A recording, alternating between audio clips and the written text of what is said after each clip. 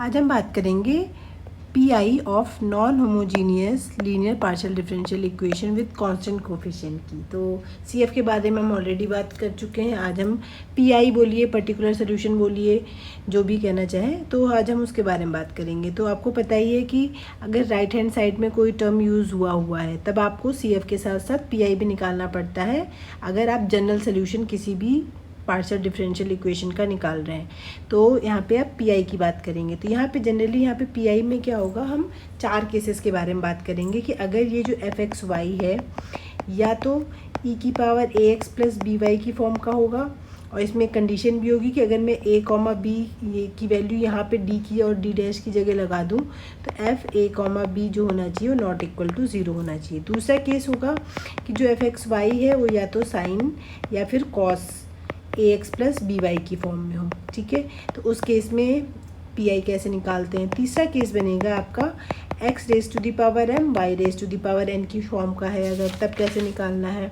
और last form है जो इसकी एफ एक्स कॉमा वाई अगर v into e raise to the power a x plus b y की फॉर्म का है, क्योंकि अगर मान लीजिए एफ ए कॉमा बी जो है वो इक्वल टू 0 हो गया तो वो कौन सा वाले केस में पड़ेगा, इस वाले केस में पड़ेगा फिर। ठीक है, तो हम इन्हीं 4 केसेस के लिए पीआई फाइंड आउट करते हैं, बट आज वाले वीडियो में हम सिर्फ पहले के 2 केसेस के लिए पढ़ने वाले हैं। ठीक है, तो फटाफट फार्मूला देख लेते हैं कि इनमें कैसे फार्मूले यूज़ किए जाते हैं।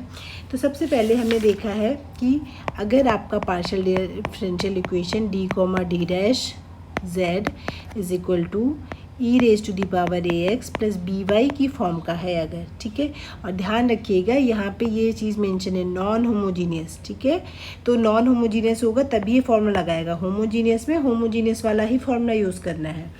तो ई की power a x plus b y है तो इसका सिंपल सा p i is equal to, इसे डिनोट किया जाता है f D comma D dash of e raise to the power a x plus b y is equal to simple 1 में f, D को रिप्लेस करिए ए से, D dash को replace करिए बी से, और आगे से आपका ए के power a x plus b Y आ जाएगा।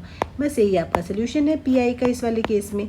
बस ध्यान रखिएगा क्योंकि ये अपॉन में लिखा हुआ है तो एफ ए कॉमा बी जो होना चाहिए वो नॉट इज इक्वल टू 0 होना चाहिए। ठीक है, तो ये हो गया आपके पास पहले फॉर्मूला। दूसरा फॉर्मूला क्या कहता है कि अगर f D comma D dash of Z is equal to या तो साइन यूज़ हो या तो कॉस यूज़ हो, दोनों के लिए सेम ही फॉर्मूला है, और cos of a x plus b y. ठीक है, तो इस केस में क्या करना है आपको, डी जैसे आप निकालेंगे तो आपको पता है पी आई के लिए इस तरीके से लिखा जाता है 1 में एफ डी डी डैश, यहाँ पे साइन ए एक्स प्लस बी वाई लिखेंगे, और कॉस होगा तो कॉस लिख देंगे। तो आपको क्या करना है, यहाँ पे नीचे डी स्क्वायर जो होगा अगर कहीं पे यूज़ हुआ है तो उसे आप माइनस ए स्क्वायर से रिप्लेस करेंगे, डी डैश स्क्वायर होगा तो उसको माइनस बी स्क्वायर से रिप्लेस करेंगे, और जहाँ पे डी डी डैश होगा उसको रिप्लेस करेंगे माइनस ए इंटू बी से, और फिर फाइनल जो भी आंसर आएगा वही आपका फाइनल सोल्यूशन हो जाएगा। ओके, फॉर्मूले बहुत सिंपल है। अब डायरेक्ट हम क्वेश्चन पे आते हैं। तो एक क्वेश्चन ले लेते हैं पहले वाले टाइप का। तो पहले टाइप का जो भी क्वेश्चन है D square minus D dash का square plus D minus D dash of Z is equal to E raise to the power 2x plus 3y है। तो आप देख सकते हैं नॉन होमोजीनियस साफ पता चल रहा है, इसमें 2 ऑर्डर का डिफरेंशिएशन है, इसमें एक ऑर्डर का है, तो ये नॉन होमोजीनियस हो गया। अब आपको ये देखना पड़ेगा क्या आप इसे फैक्टराइज कर सकते हैं, फैक्टराइज कर सकते हैं तो अच्छी बात है। तो आप देखेंगे अगर इसमें तो इसको आप क्या लिख सकते हैं, D minus D dash into D plus D dash, और इसको लिखेंगे डी माइनस डी डैश। अब इसमें से D minus D dash common कर लीजिए, तो D minus D dash common करेंगे तो यहाँ से बचेगा D plus D dash plus का 1। तो इसका मतलब इसे आप फैक्टराइज कर सकते हैं। ये वाला पार्ट होमोजीनियस हो गया, ये नॉन होमोजीनियस हो गया। तो पहले तो आपको पहले हम पी आई निकाल लेते हैं, उसके बाद हम कंप्लीट सोल्यूशन निकालना होगा तो आपको सी एफ निकालना पड़ेगा। तो पहले हम पी आई की बात कर लेते हैं। तो पी आई कैसे निकलेगा इसका, p i is equal to हो जाएगा 1 में डी माइनस डी डैश, और अंदर आ जाएगा आपका D plus D dash plus का 1, और यहाँ पे ए की पावर 2x प्लस 3y। तो हमने क्या देखा था, डी को रिप्लेस करना होता है 2 से, डी के डैश को रिप्लेस करना होता है 3 से, और ये जो टर्म आना चाहिए 0 नहीं बनना चाहिए। तो देखिए रखिए 1 में 2 माइनस 3 हो जाएगा, यहाँ पे 2 प्लस 3 प्लस 1, तो ये 0 नहीं हो रहा है, तो बस यही इसका पी हो जाएगा। तो ये -1 बचेगा और ये 6 है, तो -1/6 e⁻²x प्लस का 3y, तो ये पी हो गया है। लेकिन आपको अगर कंप्लीट सोल्यूशन निकालना होगा तो आपको CF भी निकालना पड़ेगा, तो CF इसके लिए अलग, इसके लिए अलग बनेगा। तो मैं यहाँ पे ही CF मेंशन कर दे रही हूँ। यहाँ पे अगर आपको CF निकालना है तो आपको कंपेयर करना पड़ेगा BD minus EAD dash minus C से।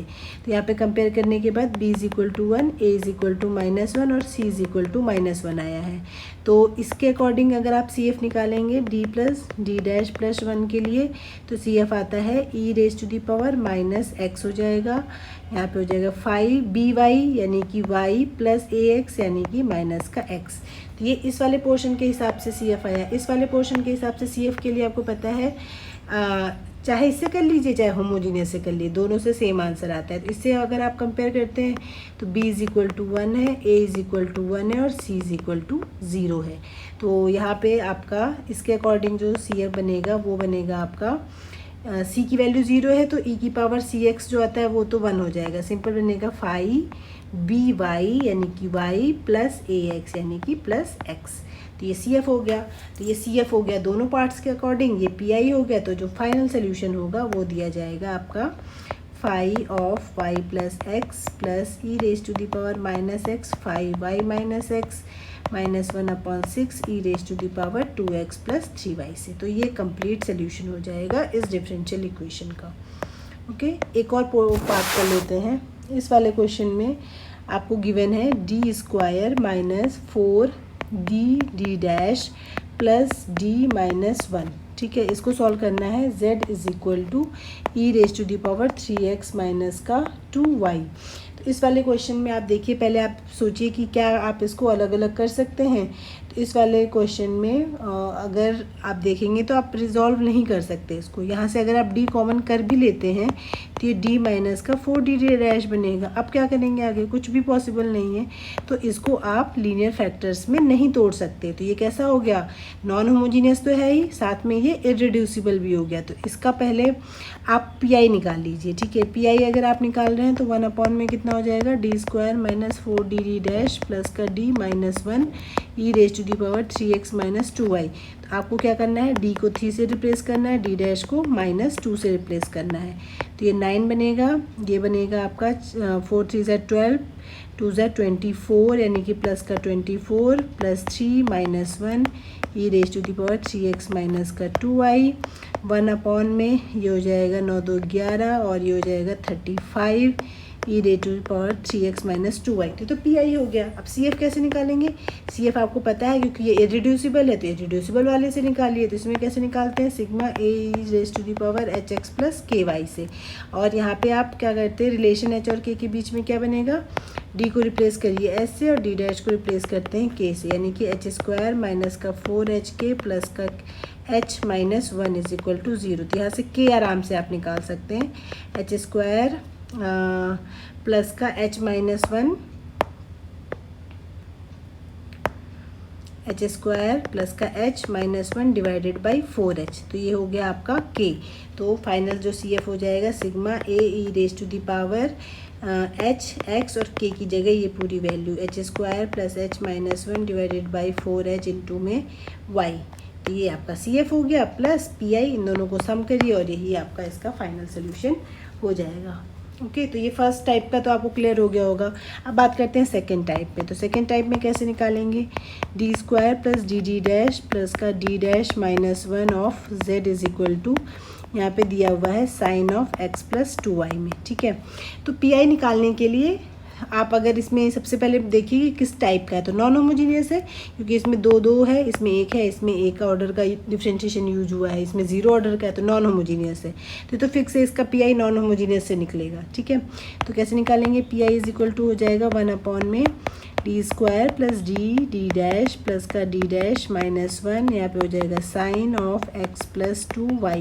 तो क्या पढ़ा था हमने, d² को रिप्लेस करना होता है -a से, a क्या होता है x का कोफिशिएंट, और d डैश स्क्वायर को रिप्लेस करेंगे -2 से, और d इंटू डी डैश को रिप्लेस किया जाता है -a इंटू बी से, जो कि हो जाएगा -2, क्योंकि यहाँ पे a = 1 है और b = आपका 2 है। तो तो यहाँ पे सब रिप्लेस कर लीजिए जो जो वैल्यू आपको मिल चुकी हैं, -1, -2 और यहाँ पे आ जाएगा आपका फाइनल में -1। एक सेकेंड, हाँ ये d डैश है सिर्फ, तो यहाँ पे रिप्लेस नहीं हो पाएगा। सिर्फ d² बराबर -1 -2 प्लस का d डैश को ऐसे रहने दीजिए, इसको -1 कर दीजिए और साथ में आपका ऊपर sin x + 2y चलता ही रहेगा। इसको सॉल्व करेंगे तो ये कितना बन रहा है, -1/4 बन रहा है। ठीक है, ये हो जाएगा आपके पास -4 प्लस d डैश बन रहा है और आगे से आ जाएगा sin x + 2y। अब क्या करेंगे, d डैश कैसे रिप्लेस करेंगे, तो अब आप थोड़ा सा कॉमन सेंस यूज़ करेंगे कि जैसे करके नीचे, क्योंकि d डैश का मतलब होता है del/del y। ठीक है, तो ये ऊपर रहेगा तो कोई दिक्कत नहीं है, लेकिन नीचे अब कैसे सॉल्व करेंगे, तो आपको क्या करना है, इसके इस तरीके से ऊपर नीचे एक टर्म से मल्टीप्लाई करनी है कि नीचे स्क्वायर बन जाए। तो अब आपके पास सिंपल है, अगर मैं d डैश + 4 से ऊपर और नीचे दोनों मल्टीप्लाई कर देती हूँ, d डैश + 4 हो जाएगा और d dash -4 sin of x + 2y हो जाएगा। तो ऊपर बचेगा आपका d डैश + 4, नीचे क्या बनेगा, ये d डैश का स्क्वायर -16 बनेगा। ये हो जाएगा आपके पास sin x + 2y हो जाएगा। ठीक है, तो नीचे फिर से रिप्लेस करिए, d डैश स्क्वायर को कितना -b से रिप्लेस करा जाता है। ठीक है, तो जब आप उसके रिप्लेस करेंगे -b से, तो आपके पास -b² से रिप्लेस करते हैं शायद। ठीक है, हाँ d डैश स्क्वायर को -² से, तो ये -4 होता। ठीक है, तो आप यहाँ पे -4 लगाएंगे तो -4 यानी कि ये टोटल सॉल्व करके -20 बनेगा। तो ये बन जाएगा आपका ये वाली value d dash + 4 divided by -20 of sin of x + 2y। अब इसको इसके साथ सॉल्व कर लीजिए। d डैश का मतलब होता है y के रेस्पेक्ट में डिफरेंशिएशन, यानी कि cos ऑफ x + 2y और 2y का फिर से करेंगे तो 2 आ जाएगा, +4 sin of x + 2y divided by -20। तो ये आपका फाइनल हो जाएगा इसका PI। ठीक है, बाकी आप CF हम पहले भी कई बार निकाल चुके हैं। आप देख सकते हैं कि इसमें जब आप कॉमन करेंगे, d मान लीजिए कॉमन कर लेंगे तो अंदर बनेगा आपका d + d डैश प्लस का d डैश -1। तो ऐसे लग रहा है कि इसका आपका फैक्टर नहीं कर सकते हैं, बट थोड़ा सा और अगर आप इसमें थोड़ा सा और सिंप्लीफाई करेंगे अगर, तो इन दोनों से d डैश अगर कॉमन कर लेंगे तो ये d² -1 बनेगा, प्लस d डैश कॉमन करेंगे तो ये d + 1 हो जाएगा, ये d -1 हो जाएगा और d + 1 बनाएगा, प्लस d डैश d + 1। तो यहाँ से कॉमन कर लीजिए, इसमें से d + 1 कॉमन करेंगे तो अंदर बनेगा आपका d -1 प्लस का d डैश, तो बन गया फैक्टर।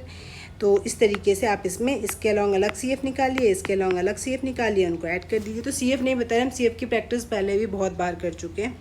आई होप आपको ये PI के जो हमने दोनों केसेस निकालने के लिए दिए थे, एक ये वाला केस और ये वाला केस, दोनों ही क्लियर हो गए होंगे।